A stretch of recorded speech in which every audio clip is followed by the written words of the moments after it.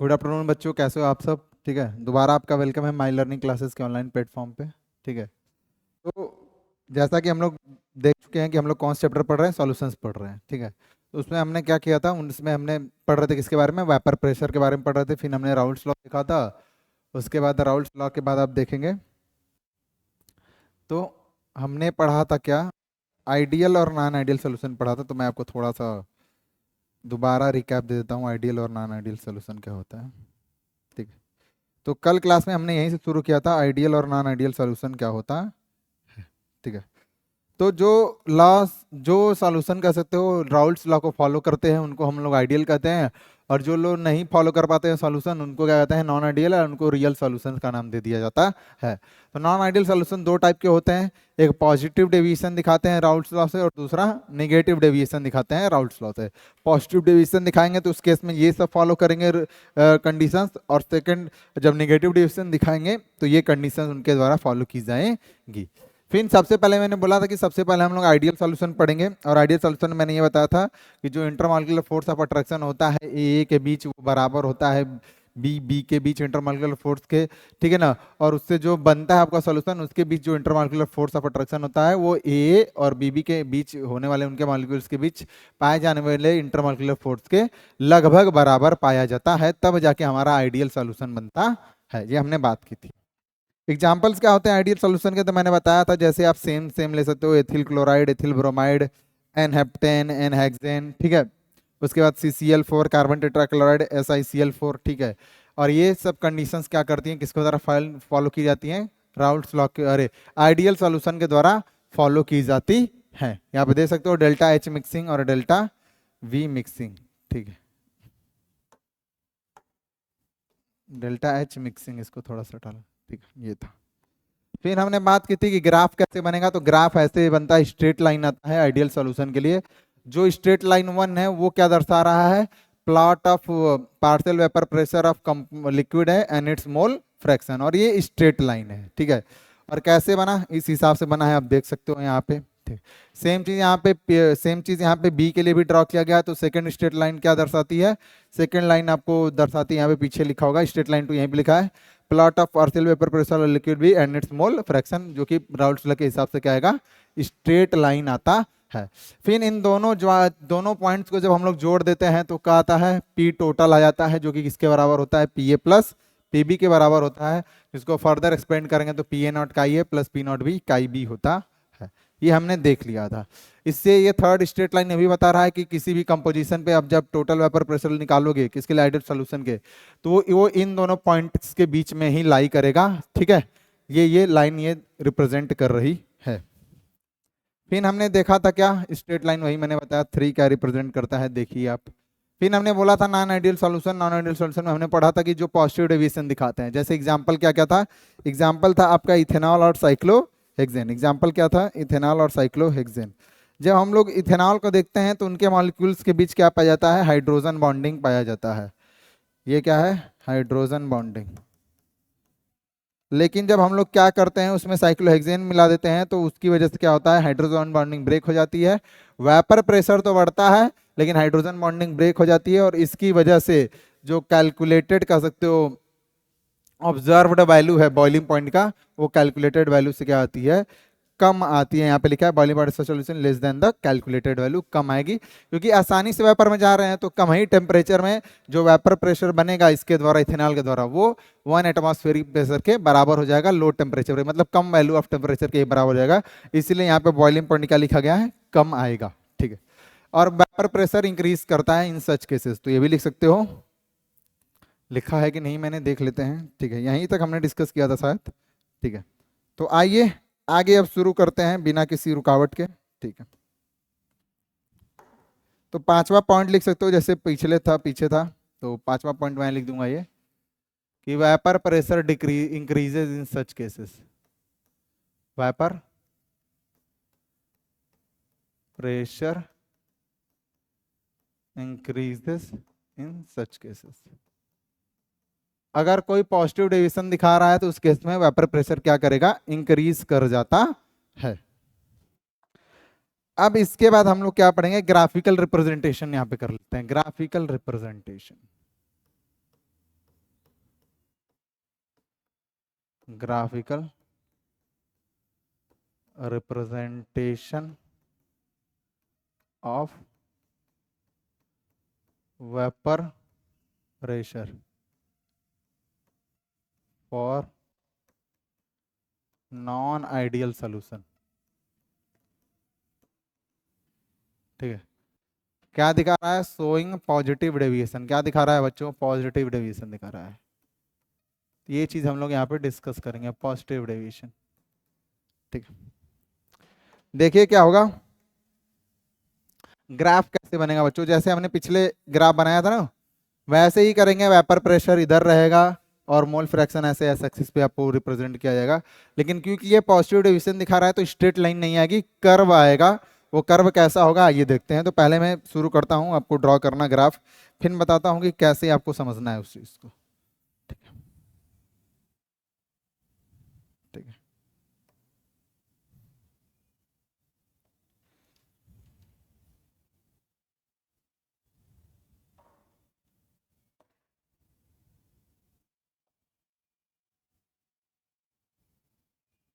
ठीक है, ठीक है,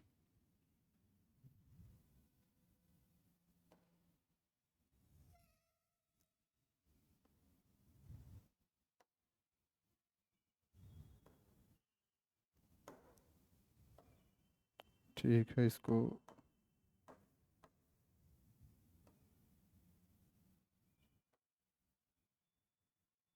ठीक है, ये है हमारा। ठीक है, ग्राफ बनाने की कोशिश करते हैं। ठीक है, तो हमने बताया था यहाँ पे जब भी आप ग्राफ ड्रा करते हो तो इधर क्या रहता है? इधर रहता है वेपर प्रेशर। तो ये रहा आपका वेपर प्रेशर। ऊपर क्या रहेगा बच्चों? Vapour pressure. नीचे क्या रहता है? मोल फ्रैक्शन। तो यहाँ पे मैं लिख देता हूँ मोल फ्रैक्शन। मोल फ्रैक्शन, क्योंकि थोड़ा सा जगह पेन कर रहा है। ठीक है, तो उसके लिए भी हमारे पास जुगाड़ है। कुछ फायदे हैं स्मार्ट बोर्ड के, तो ये देखिए, एक फायदा ये रहा। ठीक है, अब ये मोल फ्रैक्शन को रिप्रेजेंट करेंगे हम लोग। ठीक है, मोल फ्रैक्शन मैं नीचे लिख देता हूँ, मोल फ्रैक्शन। फिर मैंने बताया था जैसे ग्राफ में क्या होता है वही सेम चीज मैं बताऊंगा कि किसी भी अगर कोई सॉल्यूशन है वहां पे दो कंपोनेंट हैं, तो दोनों कंपोनेंट्स के मोल फ्रैक्शन का सम किसके बराबर होता है? काई ए प्लस काई बी वन। या तीन कंपोनेंट भी हैं तो काई ए प्लस काई बी काई सी कितना आएगा? वन आएगा। तो अगर मैं यहाँ पे काई ए इक्वल टू वन ले लेता हूँ तो काई बी अल्टीमेटली क्या हो जाएगा? जीरो हो जाएगा। दूसरे केस में अगर मैं काई बी इक्वल टू वन ले लेता हूँ तो काई ए क्या हो जाएगा? जीरो हो जाएगा। ये तो सिंपल सा मैथ है, कोई बात है। का ये जीरो हो गया तो यहाँ का ये वन हो गया तो यहाँ पे क्या ले लेंगे? जीरो। यहाँ पे क्या ले लेंगे? जीरो। और यहाँ पे अगर का ये जीरो ले रहे हो तो का भी कितना हो जाएगा? वन हो जाएगा। सिंपल से मैथ्स है। ठीक है, तो अगर मैं यहाँ पे क्या लेता हूँ, यहाँ पे अगर मैं का ये इक्वल टू क्या लेता हूँ? वन लेता हूँ, तो उस केस में का भी कितना आएगा? जीरो आएगा, जो कि यहाँ पे लिखा हुआ है। ठीक है बच्चों, और अगर मैं काई ए यहाँ पे जीरो लेता हूं जो कि यहाँ पे लिखा हुआ है, तो काई बी कितना आएगा बच्चों? काई बी क्या आएगा? वन। काई बी कितना आएगा? वन। अगर ये आइडियल सॉल्यूशन होता, मान लो कि ये आइडियल सॉल्यूशन होता, जो कि नहीं है, मालूम है सबको कि आइडियल नहीं है, तो उस केस में अगर आइडियल सॉल्यूशन होता तो क्या मिलता आपको? कुछ ना कुछ ऐसे मिलता, कोई ना कोई ऐसे ग्राफ आपको मिल जाता है यहाँ पे। ठीक है, लेकिन क्योंकि ये आइडियल सॉल्यूशन नहीं है,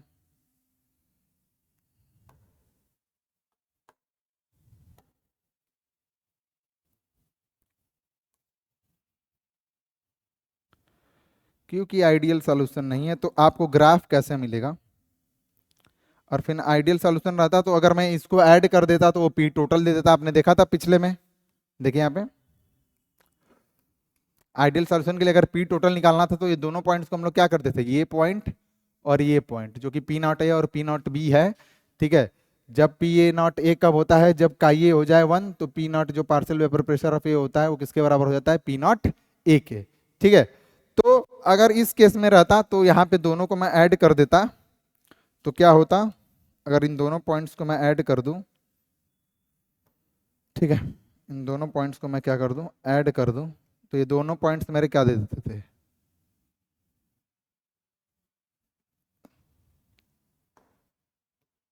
डार्क कलर लेते हैं ताकि आपको दिखे।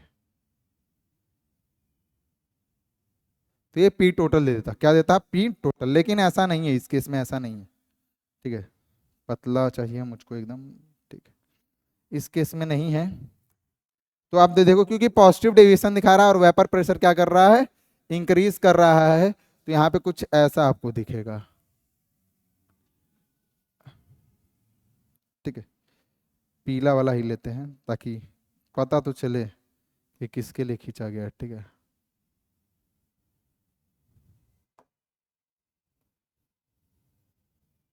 ये ऐसे होगा। ठीक है, उसके बाद यहाँ पे कुछ ऐसा बनेगा आपको।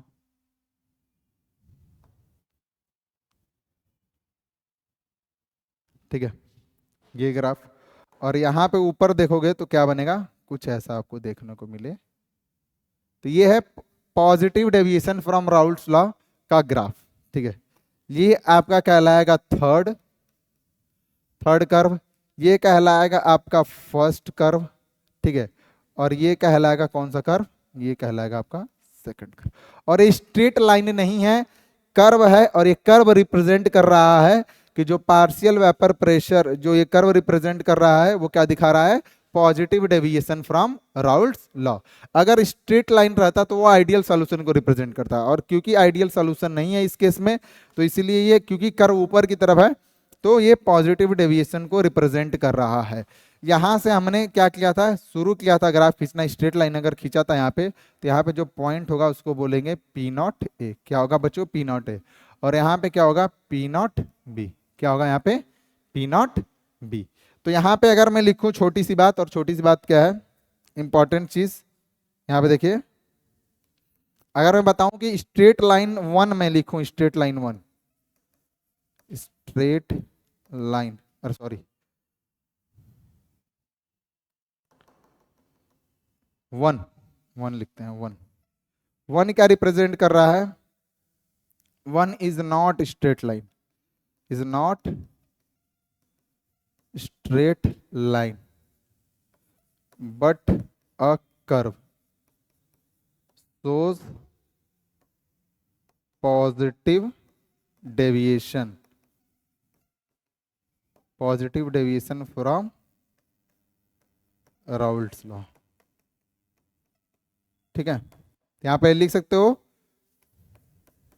Plot of partial vapour pressure of liquid A and its mole fraction is not straight line. एक स्ट्रेट लाइन नहीं है, कैसा है वो, कर्व है, और इसीलिए पॉजिटिव डेविएशन को रिप्रेजेंट कर रहा है। ठीक है ना, वहां पे वाइपर प्रेशर आइडियल सॉल्यूशन से क्या है, अधिक ही है, आपने देखा वहां पे। ठीक है, इसलिए ये कर्व क्या है, ऊपर की तरफ है। अगर नेगेटिव डेविएशन चला जाएगा तो यही कर्व मैं अगले में देखोगे, जब मैं वो पढ़ाऊंगा negative deviation from Raoult's law, तो ये कर्व नीचे की तरफ मुझे बनाना पड़ेगा यहाँ पे। ठीक है, तो ये था आपका क्या, स्ट्रेट लाइन नहीं है, बिकॉज यहाँ पे मिट भी गया है कुछ, because but a curve shows the positive deviation from Raoult's law. Plot of partial vapor pressure of liquid है and its mole fraction is not a straight line.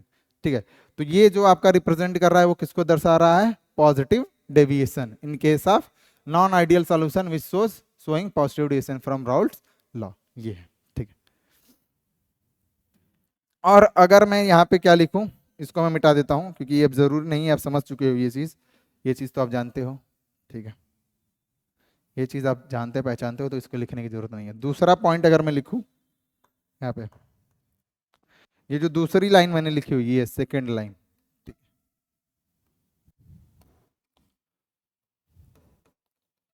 Plot of partial vapour pressure,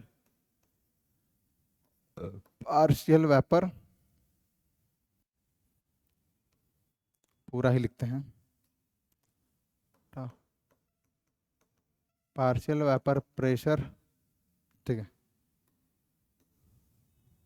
pressure of liquid B and its mole fraction is a curve and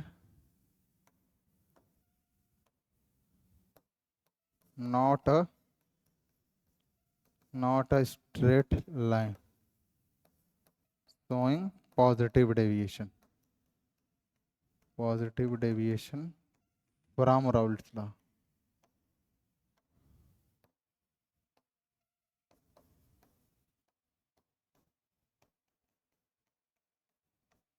ठीक है, तो जो second वाला है देख रहे हो वो भी कर्व है, इसका मतलब वो भी क्या कर रहा है, positive deviation from Raoult's law को रिप्रेजेंट कर रहा है, लेकिन वो किसके लिए है, liquid B and partial pressure of liquid B and its mole fraction के लिए वो वाला कर्व, वो कर्व उसको रिप्रेजेंट कर रहा है, partial vapour pressure of liquid B and its mole fraction. ठीक है, और यहां पे अगर आप देखोगे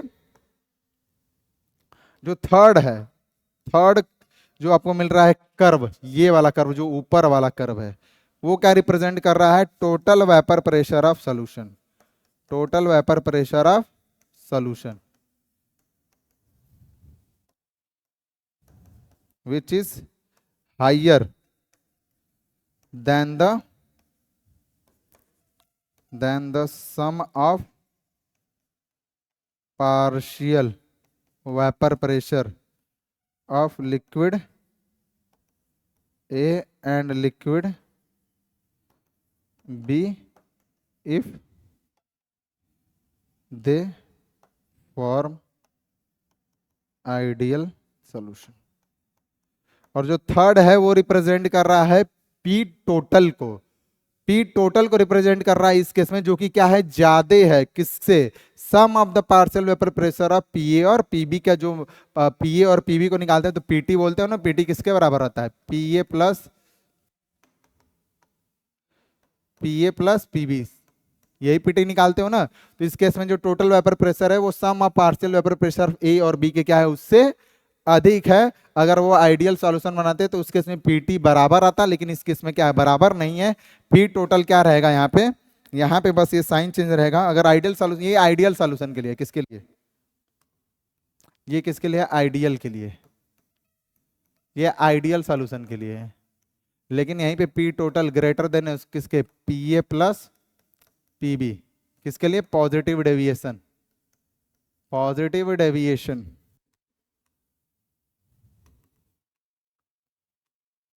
पॉजिटिव डेविएशन दिखा रहा है राउल्ट लॉ के लिए, तो उस केस में क्या है, ये पी टोटल है, तो यहां पे मैं लिखूंगा क्या, ये है पी टोटल किसके बराबर, P A plus P B के लिए। ठीक है, ये आपका ये जो वाला लाइन है वो किसको रिप्रेजेंट कर रहा है, पी ए को, और ये वाला किसको रिप्रेजेंट कर रहा है, पी बी को। तो ये है पूरा ग्राफ किसके लिए, ये पूरा ग्राफ है vapour pressure of the solution showing positive deviation from Raoult's law. जिस केस में वेपर प्रेशर क्या होता है, अधिक हो जाता है, और बॉइलिंग पॉइंट क्या हो जाता है, कम हो जाता है। अब बॉइलिंग पॉइंट कम क्यों होता है, यहीं से समझ सकते हो। अब देखो ये जो पी टोटल है लिक्विड का, वो क्या है, ज्यादा है, तो अब इसको 1 एटमॉस्फेरिक प्रेशर पे पहुंचने के लिए कम ही टेम्परेचर देना पड़ेगा, और ये क्या हो जाएगा, तुरंत वहां पे पहुंच जाएगा। और जिस टेम्परेचर पे किसी लिक्विड का वेपर प्रेशर क्या हो जाए, वो इक्वल हो जाए एटमॉस्फेरिक प्रेशर के, तो उसको ही हम लोग क्या नाम देते हैं, टेम्परेचर को, उसको ही बॉइलिंग पॉइंट का नाम दिया जाता है, जो कि इस केस में क्या है, बिल्कुल अधिक है। तो थोड़ा सा ही टेम्परेचर इंक्रीज करेंगे तो ये तुरंत तुम्हारा बराबर हो जाएगा किसके, एटमॉस्फेरिक प्रेशर के, एटमॉस्फेरिक प्रेशर के। और जब एटमॉस्फेरिक प्रेशर के बराबर हो जाएगा तो उसी टेम्परेचर को हम लोग क्या बोलते हैं, बॉइलिंग पॉइंट का नाम देंगे, जो कि इस केस में क्या होता है, बिल्कुल कम हो सकता है। ठीक है, vapour pressure increase in such case, और बॉइलिंग पॉइंट क्या करता है, डिक्रीज करता है, जो मैं पहले बता चुका हूं। बॉइलिंग पॉइंट क्या करेगा, डिक्रीज करेगा। ठीक है, तो ये था तुम्हारा किसके लिए graph, partial vapour pressure of solution showing positive deviation from Raoult's law. ठीक है, अब आगे बढ़ते हैं, अब बात करेंगे नेक्स्ट, और नेक्स्ट हमारा टॉपिक रहेगा क्या, अच्छा इतने सारे जुड़ चुके हैं,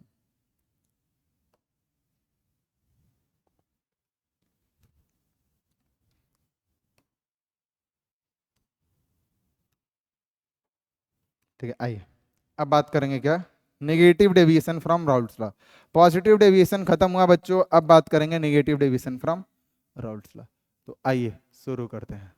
ठीक है, थोड़ा सा मैं पेन का थिकनेस बढ़ा लेता हूँ, क्योंकि अब छोटा तो लिखना नहीं है, अब लिखना है बड़ा ताकि आपको दिखे। तो आइए शुरू करते हैं। Negative deviation from Raoult's law, solution showing negative deviation.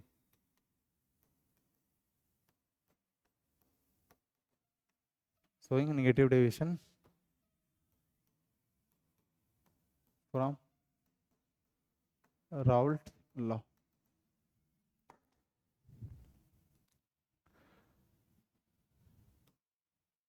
ठीक है, बस हेडिंग डल चुकी है, आइए शुरू करते हैं। देखिए, तो कुछ चीजें होती है negative deviation of Raoult law में, ठीक है ना, कुछ ज्यादा ही थिकनेस है, ठीक है। कुछ चीजें होती है negative deviation of Raoult law में।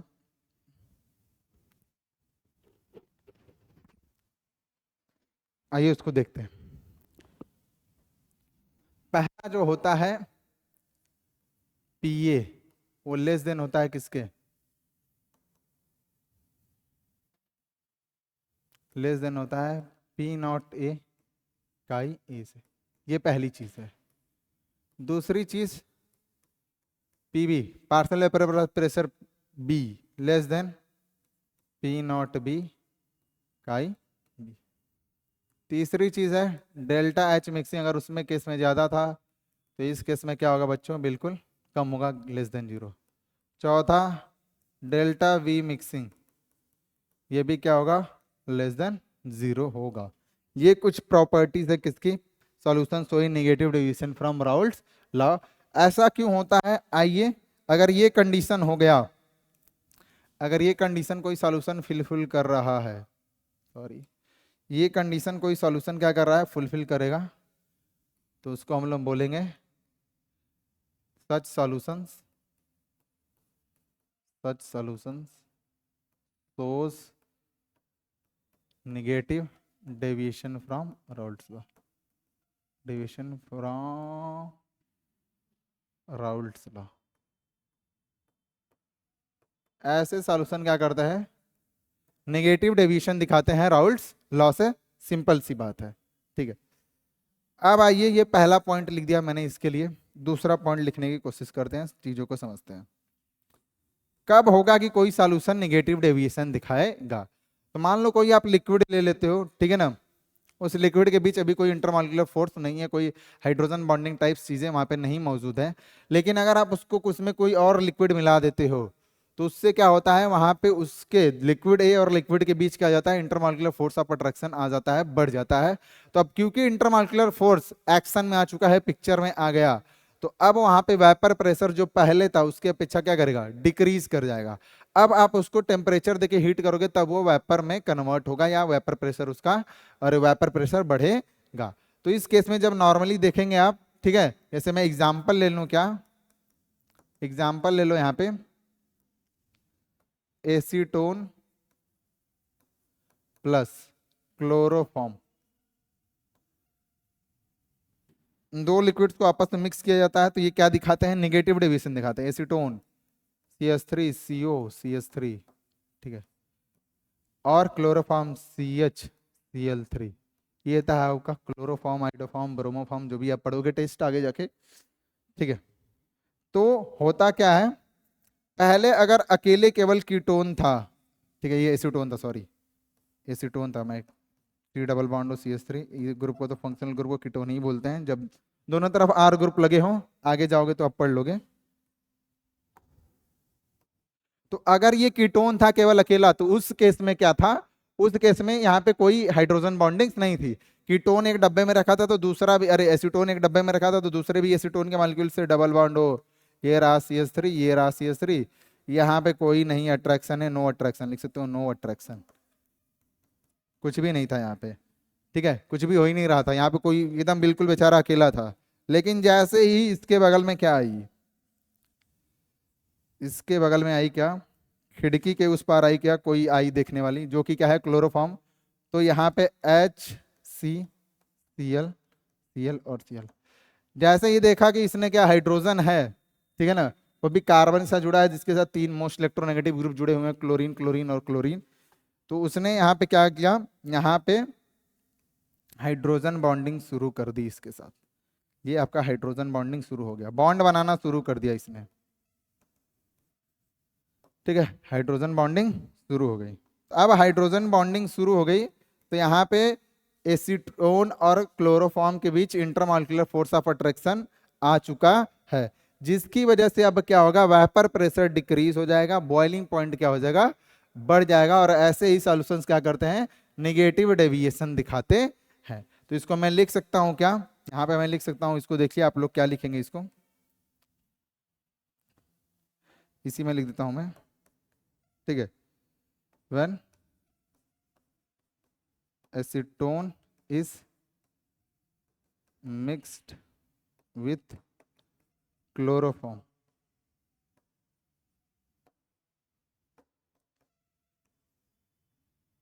there is hydrogen bonding,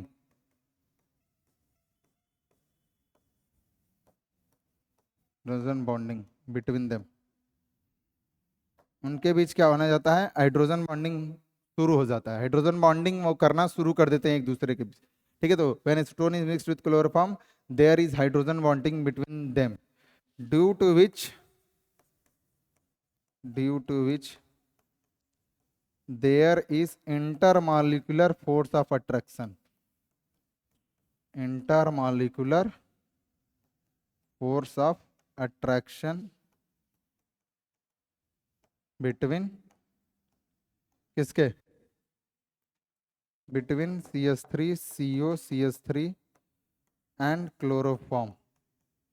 ठीक है, इनके बीच क्या होता है, इंटरमॉलिक्यूलर फोर्स ऑफ अट्रैक्शन आ जाता है, और जिसकी वजह से क्या होता है, due to there is intermolecular force of attraction between CH3 CO CH3 and CHCl3 which decreases the vapor pressure, which decreases the vapor pressure and increases the boiling point, and increases the boiling point। ठीक है, और ये क्या करता है, boiling point को decrease कर देता है, बॉइलिंग पॉइंट को इंक्रीज कर देता है। ठीक है, decreases the vapour pressure and increases the boiling point, boiling point में क्या करता है, इंक्रीज करता है। क्यों इंक्रीज किया, अकेला था तो कोई फोर्स ऑफ अट्रैक्शन नहीं काम कर रहा था इनके मॉलिक्यूल्स के बीच, जब अकेला क्या था, क्या था, एसीटोन था। लेकिन जैसे ही इसको क्लोरोफॉर्म के साथ मिक्स किया गया तो अब दोनों ने आपस में हाइड्रोजन बॉन्डिंग कर दी, जिसके बीच इनके एक इंटरमॉलिक्यूलर फोर्स ऑफ अट्रैक्शन आ गया, और इसके आने की वजह से क्या हुआ, अब वेपर में ये आसानी से नहीं जाएंगे। तो यहाँ पे लिख सकते हो, tendency to go in vapour decreases, tendency to go in vapour, tendency to escape as vapour क्या हुआ, डिक्रीज हो गया, decreases due to intermolecular force of attraction, intermolecular force of attraction. ठीक है, तो वेपर में जाने की इनकी टेंडेंसी क्या हो चुकी है, डिक्रीज हो चुकी है। तो ऐसे सॉल्यूशंस क्या करते हैं, नेगेटिव डेविएशन दिखाते हैं। तो ये था आपका negative deviation from Raoult's law. अगर और आगे चला जाए, आगे, ठीक है, यहीं पे, ठीक है, तो ये हमने पढ़ लिया क्या, negative deviation from Raoult's law. आइए इसके लिए क्या करते हैं, ग्राफ ड्रॉ करते हैं। जैसे सेम चीज हमने क्या किया था, किसके लिए ड्रॉ किया था, पॉजिटिव डेविएशन के लिए। तो यहाँ पे लिखेंगे क्या, graphical representation, graphical representation of vapor pressure for non ideal solution showing negative deviation। जो क्या दिखा रहा है, नेगेटिव डेविएशन दिखा रहा है। ठीक है, तो आइए शुरू करते हैं।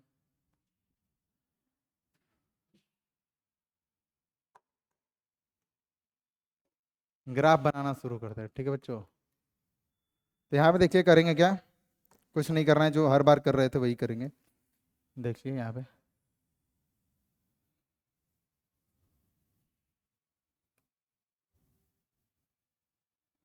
ठीक है,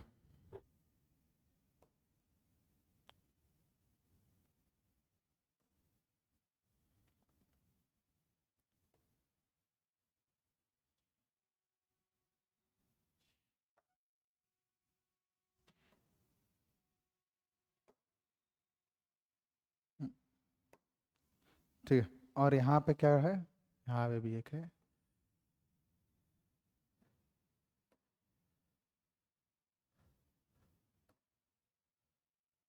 कहाँ पे करते हैं, यहाँ पे करते हैं। ठीक है, तो ये रहा आपका क्या, negative deviation from Raoult's law के लिए ग्राफ बनाना शुरू करते हैं। ठीक है, छोटा सा है तो ये इधर। ठीक है, और यहाँ पे है तो थोड़ा सा मैं ऐसे कर देता हूँ। ठीक है, थोड़ा सा।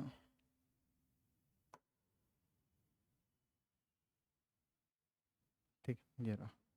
तो हम लोग जानते हैं कि इधर हम लोग क्या रिप्रेजेंट करते हैं इस वाले पे, वेपर प्रेशर। ये रहा वेपर प्रेशर। और इधर क्या रिप्रेजेंट करते हैं, मोल फ्रैक्शन। क्या रिप्रेजेंट करते हैं, मोल फ्रैक्शन।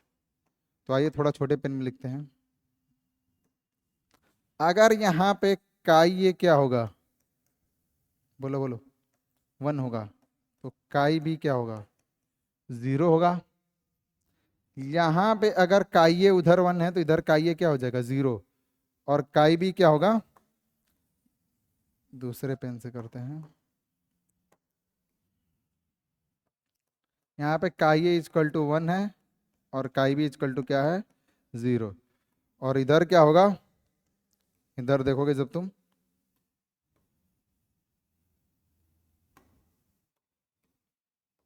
इधर काई ए इजकल टू क्या हो जाएगा, 0। और काई बी इजकल टू क्या हो जाएगा, 1। अभी मैंने बताया ऐसा क्यों होता है, कैसे निकालते हैं इसको। ठीक है ना, ऐसे ही ग्राफ आपको ड्रॉ करना है। ठीक है, तो वही सेम चीज करेंगे। ठीक है, अगर आइडियल सोल्यूशन होता तो कैसा ग्राफ बनता आप जानते हो।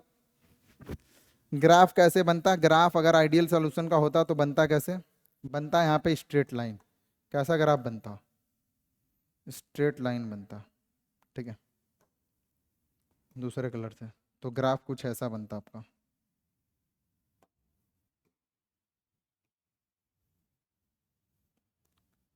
ऐसा ग्राफ बनता।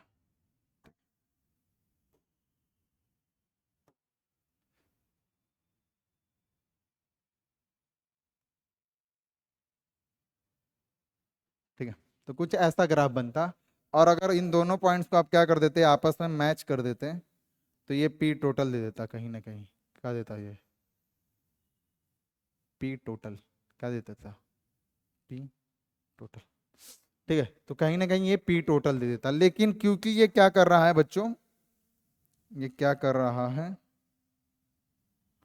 ठीक है, निगेटिव डेविएशन दिखा रहा है। क्या दिखा रहा है, निगेटिव डेविएशन दिखा रहा है। तो उस केस में वेपर प्रेशर क्या करता है, अभी दिखाना है नेगेटिव डेविएशन है ना। तो नेगेटिव डेविएशन में क्या होता है, वेपर प्रेशर तो डिक्रीज हो जाता है, अभी हमने देखा। क्योंकि इंटरमॉलिक्यूलर फोर्स ऑफ अट्रैक्शन क्या हो सकता है, बढ़ जाएगा, वेपर प्रेशर डिक्रीज। और बॉइलिंग पॉइंट क्या करता है, इंक्रीज कर जाता है। बॉइलिंग पॉइंट क्या करता है, इंक्रीज कर जाता है। ये हम लोग देख चुके हैं। ठीक है, तो अगर मैं इसके लिए ग्राफ अभी जो खींचूं, ये तो आइडियल सॉल्यूशन के लिए था, लेकिन क्योंकि आइडियल सॉल्यूशन नहीं है, नेगेटिव डिवीजन दिखा रहा है, तो कुछ नीचे से ऐसा आएगा। ये रहा। ठीक है,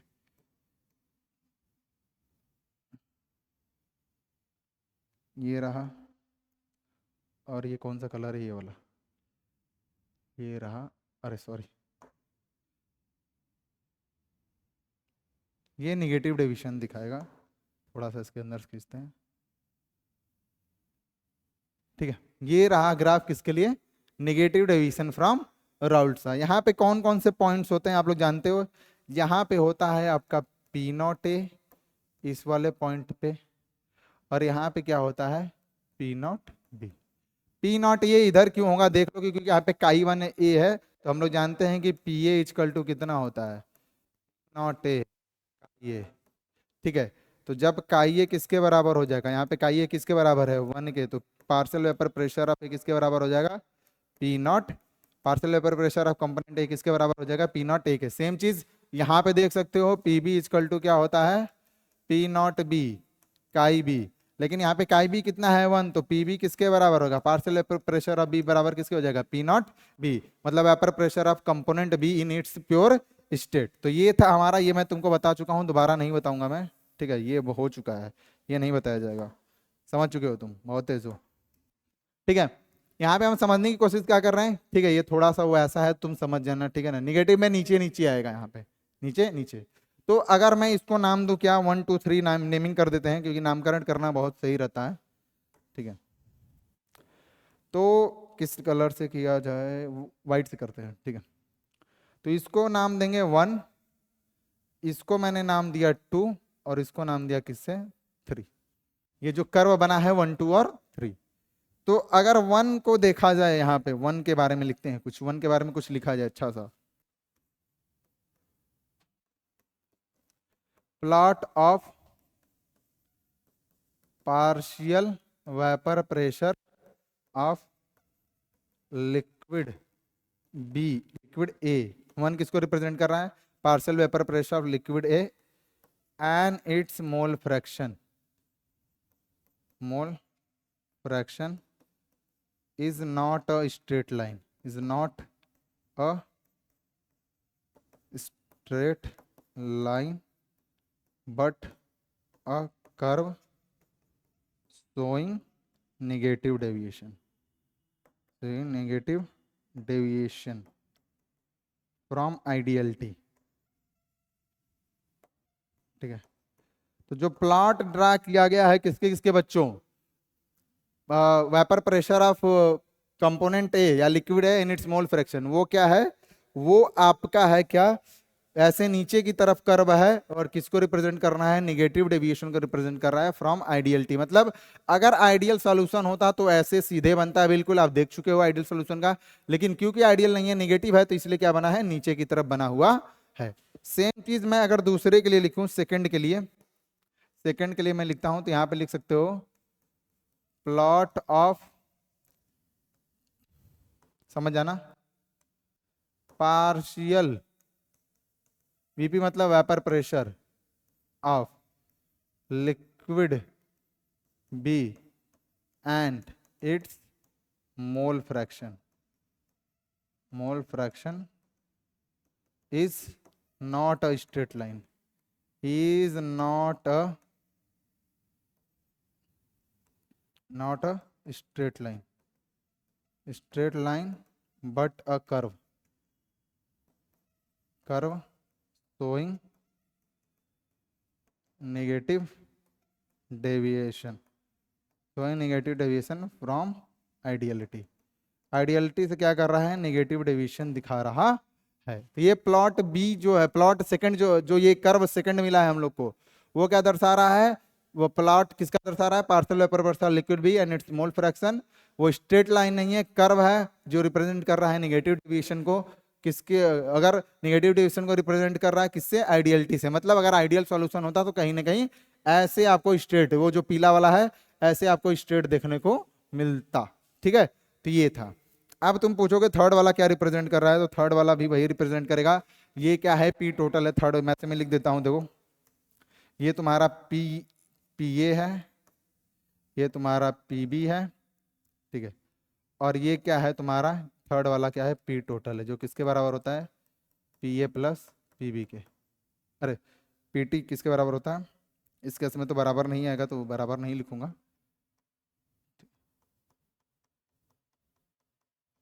ठीक है। ये पी टोटल को रिप्रेजेंट कर रहा है, ऐसे लिख सकते हो, ठीक है। और पी टोटल क्योंकि है अधिक आएगा, ठीक है, तो यहाँ पे ये रहेगा। तो यहाँ पे अगर मैं थर्ड के लिए कुछ लिखूं, यहाँ पे ये जो थर्ड है, थर्ड के लिए उसी के लिए कलर में लिख देता हूँ, थर्ड, ठीक है। क्या रिप्रेजेंट कर रहा है थर्ड वाला तुम्हारा, थर्ड वाला क्या रिप्रेजेंट कर रहा है,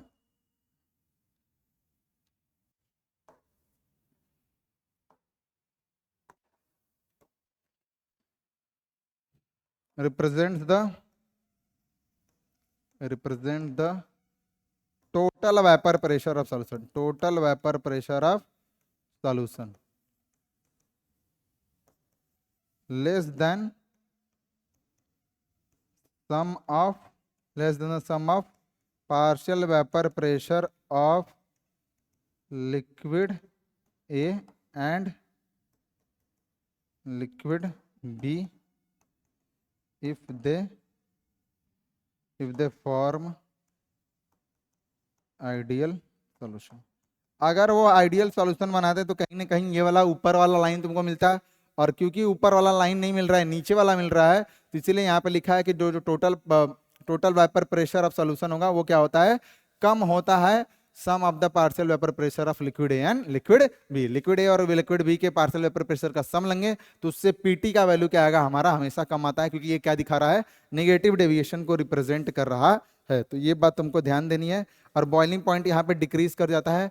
बॉइलिंग पॉइंट इसलिए डिक्रीज कर रहा है क्योंकि तुम देख सकते हो क्या, ये है नीचे कहीं पे एटमॉस्फेरिक प्रेशर हमारा होता है यहाँ पे 1 एटीएम है, या बोल सकते हो 760 mmHg, ठीक है, कई सारे यूनिट्स होते हैं, 1 एटमॉस्फेरिक प्रेशर 760 mmHg। तो अब क्या करना पड़ेगा तुमको, इस partial vapour pressure of the total solution है उसको पहुंचाना पड़ेगा किसके, इसके यहाँ पे, तब जाके वो टेम्परेचर क्या कहलाएगा, तुम्हारा बॉइलिंग पॉइंट कहलाता है। क्योंकि ये नीचे है तो तुम्हें ज्यादा हीट अप करना पड़ेगा, इसलिए बॉइलिंग पॉइंट क्या करता है, इंक्रीज कर जाता है।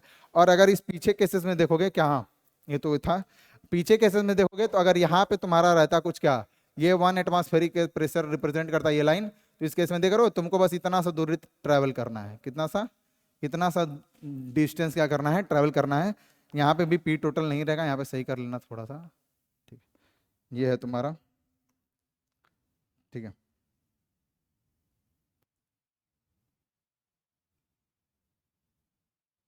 ठीक है, ये रहा, ये पी टोटल नहीं रहेगा, ये क्या रहेगा तुम्हारा, पी टोटल, ठीक है, P A plus P B के बराबर नहीं आएगा, ग्रेटर आता है, ठीक है, तो ये लिखने की जरूरत है।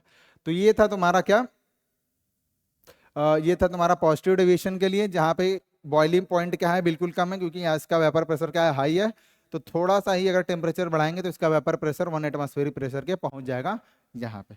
लेकिन इस केस में क्या था, इस केस में देखोगे जो ग्राफ मिला वहां पे क्या है, वहां पे ये पार्शियल वेपर प्रेशर या P total of the solution जो है, total vapour pressure of solution वो क्या है, कम है, किस, कम है। तो ये इसको क्या करना पड़ेगा, हम लोग को हीट करना पड़ेगा ताकि जो पार्शियल वेपर प्रेशर है लिक्विड का, अरे पूरे सॉल्यूशन का, वो जा सके किसके, 1 एटमॉस्फेरिक प्रेशर के बराबर हो पाए।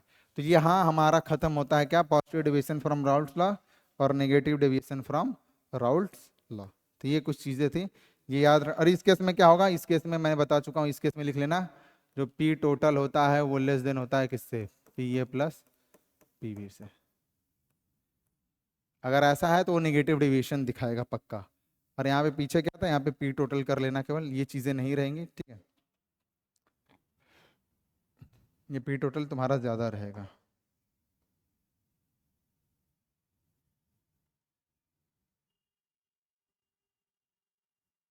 मैं लिख देता हूँ दोबारा, कोई दिक्कत नहीं है, ठीक, ये कलर है ना, ठीक है। तो ये था तुम्हारा क्या, ये था तुम्हारा पी टोटल, ये रिप्रेजेंट कर रहा था पी टोटल को, जो कि ज्यादा होता है, ठीक है। और यहाँ पे कहीं तुम्हारी लाइन होती है क्या, नेगेटिव डेविएशन, डेविएशन, ठीक है, ये नेगेटिव डेविएशन, ये एटमॉस्फेरिक प्रेशर रहा। मान लो एटमॉस्फेरिक प्रेशर यहाँ पे है कहीं तुम्हारे, यहाँ पे एटमॉस्फेरिक प्रेशर है, तब थोड़ा सा ही तुम हीट करोगे सॉल्यूशन को, तो उसका जो पार्शियल वेपर जो उसका पीटी होगा वो किसके बराबर हो जाएगा, 1 एटमॉस्फेरिक प्रेशर के बराबर हो जाएगा, जो कि कितना वैल्यू होता है, 760 mm, ठीक है, एच मान सकते हो, ठीक है। तो यहाँ पे क्या होगा, बॉइलिंग पॉइंट कम आएगा, वहां पे बॉइलिंग पॉइंट अधिक होता है। अब लास्ट टॉपिक यहाँ पे डिस्कस करते हैं, देखो लास्ट टॉपिक क्या रहेगा हमारा, एजियोट्रॉप्स। एजियोट्रॉप्स बहुत आसान है, देख लो यहाँ पे, एजियोट्रॉप्स क्या होते हैं, एजियोट्रॉप्स को बोलते हैं हम लोग क्या, कांस्टेंट बॉइलिंग मिक्सचर्स बोला जाता है इनको, क्या बोलते हैं, constant boiling mixture, constant boiling mixtures. और क्योंकि ये कांस्टेंट बॉइलिंग मिक्सचर्स हैं, ठीक है, दो एजियोट्रॉप्स दो टाइप्स के होते हैं, यहाँ पे देख लो एजियोट्रॉप्स दो टाइप्स के होते हैं, यही पढ़ना है तुमको, याद रखना। एक एजियोट्रॉप्स होता है, azeotropes azeotrope having maximum vapour pressure, ये होता है isotropes, maximum vapour pressure and minimum boiling point. लेकिन इसका बॉइलिंग पॉइंट क्या होगा, मिनिमम होगा। अभी मैंने बात की कि जब वेपर प्रेशर बढ़ जाता है तो बॉइलिंग पॉइंट क्या करता है, डिक्रीज कर जाता है। ये हमने देखा था, ठीक है ना। और अगर आगे देखोगे यहाँ पे आगे, तो सेकंड वाला जो होगा, सेकंड क्या होता है, सेकंड यहीं पे है। सेकंड टाइप क्या होगा, azeotrope showing, azeotropes having, sorry guys, showing नहीं है, हैविंग, एजियोट्रॉप हैविंग मिनिमम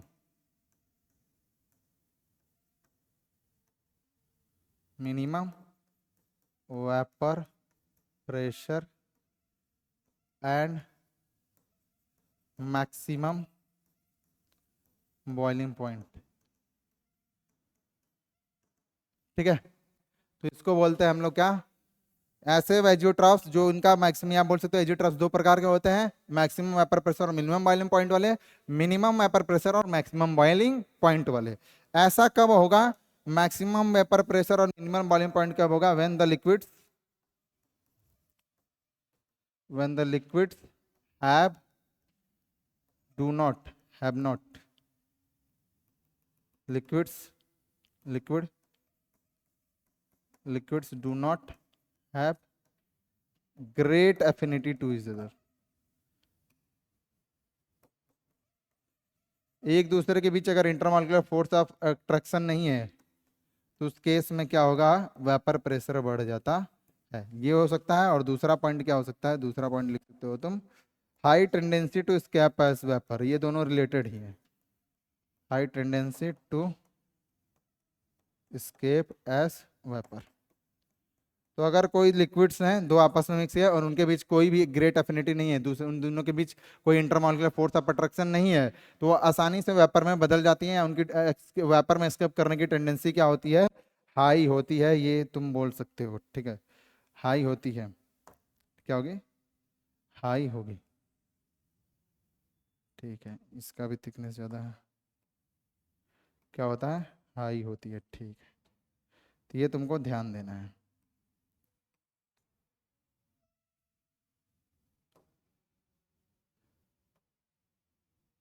ठीक है।